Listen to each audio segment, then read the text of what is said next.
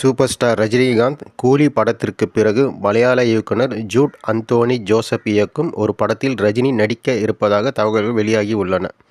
அந்த படத்தை Wales films international தயாரிக்கிறது. இந்த ஜூட் ஆண்டனி ஜோசப் இயக்கத்தில் சிம்பு ஒரு படத்தில் நடிப்பதாக இருந்தது. அந்த படத்தை வேல்ஸ் பிலிம்ஸ் இன்டர்நேஷனல் தயாரிக்கவும் இருந்தது.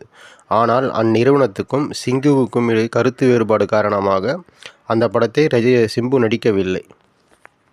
சிம்புவுக்கு சொன்ன கதையில் அதே கதையை ரஜினிக்காக சற்று மாற்றம் பண்ணி அவர் நடிக்க ஒப்புக்கொண்டார். கதையும் நன்றாக இருக்கிறது, நான் கண்டிப்பாக நடிக்கிறேன் என்று வாக்குறுதி அளித்துள்ளார். இந்த ஜூட் அந்தோனி ஜோசப் மலையாளத்தில் Premam, Pokkiri, Simon, dance party, Queen Elizabeth என பல படங்கள் நடித்திருப்பதோடு டொவினோ தாமஸ் நடித்து வெளியான 2018 என பல படங்களில் ரைட்டராக பணியாற்றுகிறார். சிம்புவுக்காக எழுதப்பட்ட கதையில் சற்று மாற்றம் பண்ணி சூப்பர் ஸ்டார் ரஜினிகாந்த் நடிக்கிறார் இந்த படத்திற்கு. இந்த வீடியோ உங்களுக்கு பிடிச்சிருந்தால் லைக் பண்ணுங்கள், ஷேர் பண்ணுங்கள், சப்ஸ்கிரைப் பண்ணுங்கள். தேங்க்யூங்க.